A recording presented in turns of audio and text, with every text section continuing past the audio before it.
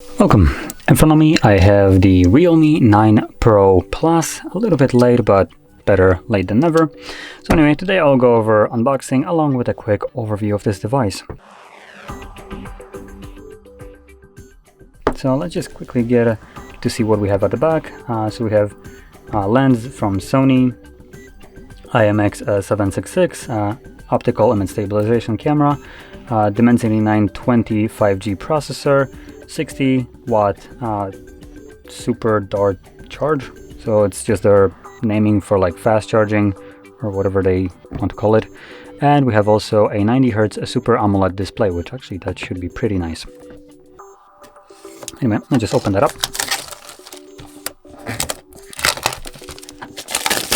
Whoa.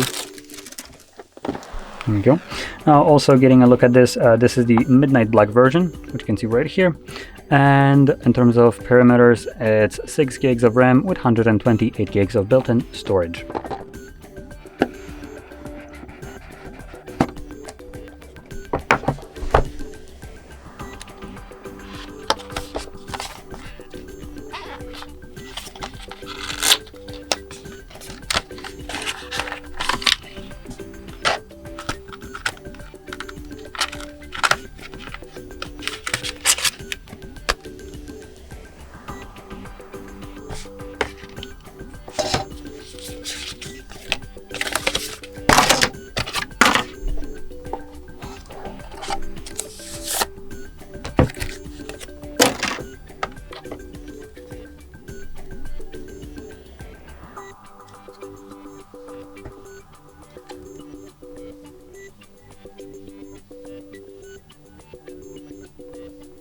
I'm trying to see the max wattage right here, but oh, sorry for that. But I honestly can't. The text is tiny and they didn't actually pop anything here. I'm pretty sure I'm gonna find it in the list, and it did say 60 watts right here, though that doesn't always mean that the charger is capable of it, or sometimes the phone might not be capable of it. So anyway, it's also a Type C to Type A, as you can see. So there we go. That's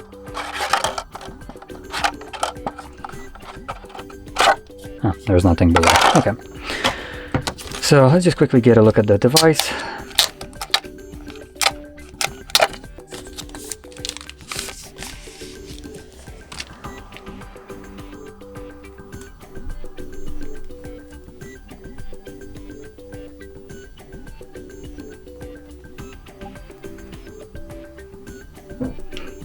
Okay, so it's booting up.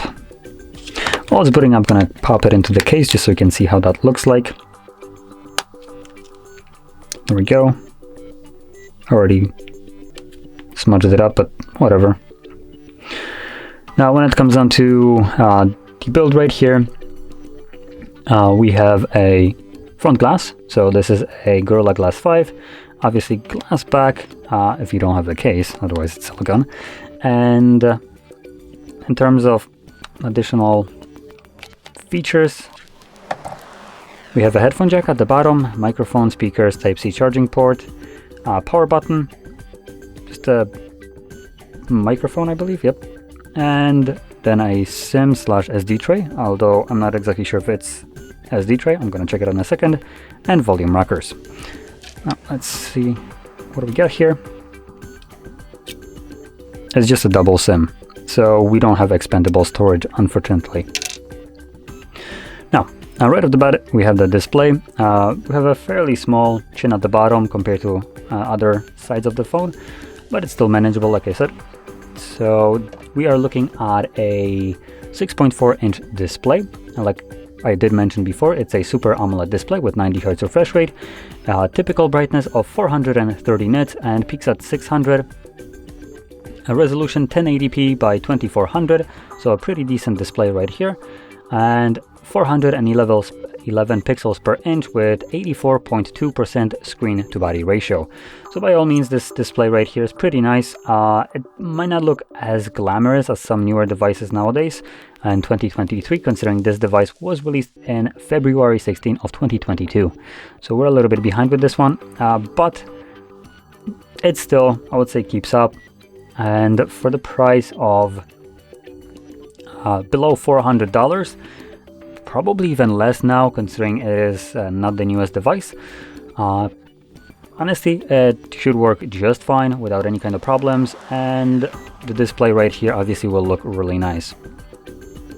And the only thing that you don't have necessarily is the super small bezels that newer devices nowadays come out with, because we basically have the crunch to have basically non-existing bezels on the devices. Anyway, I'm gonna quickly go through the setup, and while I'm doing so, I'm gonna just mention the cameras. I'll flip the phone over in a second. So the main sensor right here is a 15 megapixel wide sensor, f1.8. Then we have a 8 megapixel ultra wide with f2.2 and 2 megapixel garbage camera, which is a macro, just a sticker camera. It's absolute shit, so it shouldn't be used for basically anything. 15 megapixel wide sensor will perform better at macro photos than the 2 megapixel macro dedicated lens, so don't use it at any kind of point.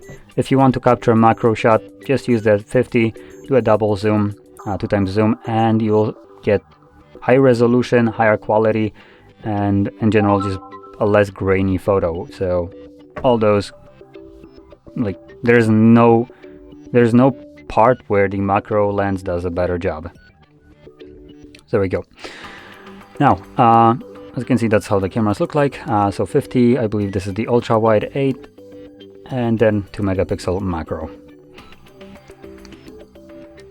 Now, I believe, I haven't checked it, we have under display fingerprint sensor. Let's see.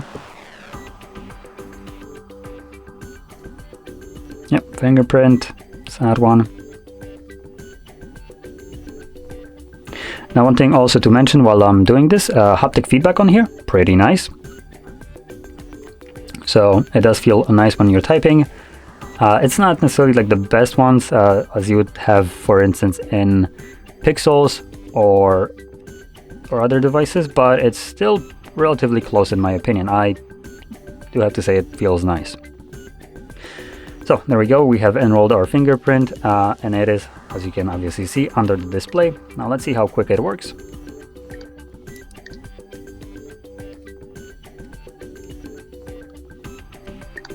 So it is pretty quick, though it has some iffiness. So it won't always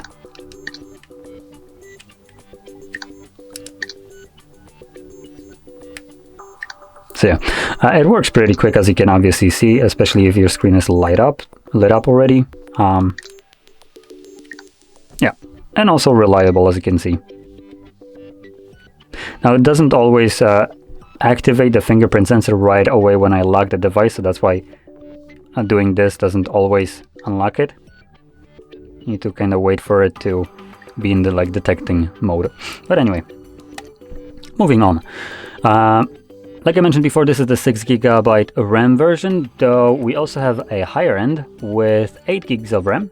And just to give you all the options, 128.6, 128.8, and 256 8 gigs. So you can max it out at 256 gigs of storage with 8 gigs of RAM. All of it, all the options have UFS 2.2 storage, so nothing necessarily the best, not even close, but it should still get you comfortably through whatever task you're gonna throw at it. It might not be the fastest in terms of rendering things, obviously, but the processor in here isn't even designed for that, I would argue. And the highest you can shoot here is 4K 30 frames. So again, you won't have this stupid file size of gigabytes or tens of gigabytes. For instance, on other devices where you can record at 8K for some reason. So 4K 30 would be nice if it had 60. At that point, you probably would want to have a bit of a faster storage. But for this one, 4K 30 should be good enough. Obviously, you can also record at 1080p, 3060, slow motion 120 and 480. And at 720p, you can do a super slow motion at 960 frames.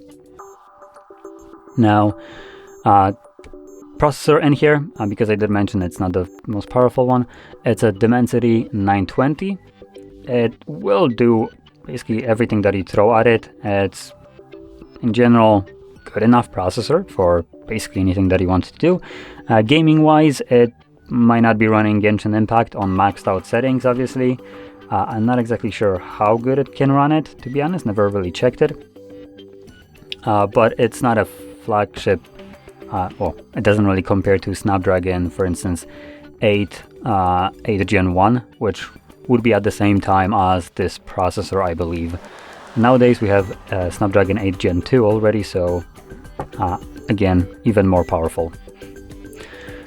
Anyway, this device is powered by a 4500 mAh battery, and we have 60 watt charging, like I mentioned in here, so power delivery 3.0. Apparently advertised speeds is 44 minutes, basically fully charged device from dead.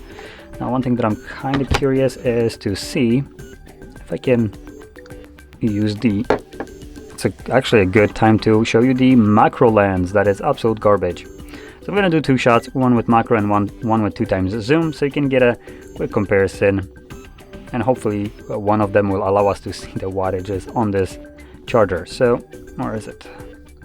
Ultra macro. Wow, they even have the audacity to call it ultra. Oh boy, that's gonna be painful. I have no way of capturing this.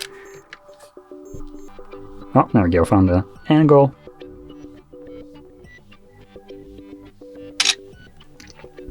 Okay, so that's one. Now let's go into photo mode. Is that it?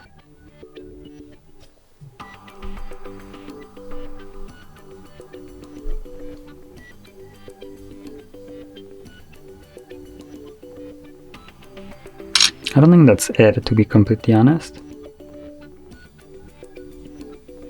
Ah, there we go.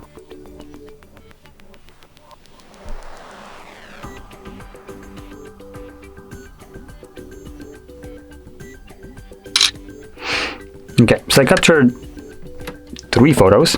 This one will be with 2 times zoom. You can zoom in, and we have max 65 watts charging. Actually, this is a faster charger than the device supports it, so 65. Nice.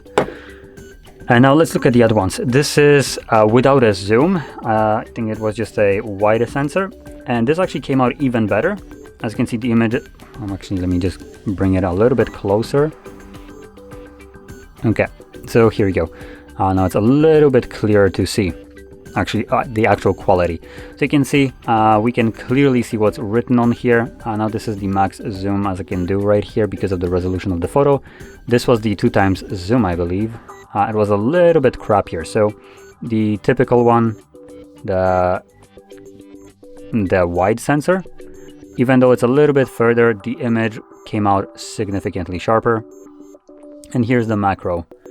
And you can start to see the problem. I mean, it did still give you a image that it can read. As you can see, it still says 65 watts. It's clearly visible, though it's significantly grainier and loses a lot of the detail right here compared to what we got right here with this image being significantly higher quality.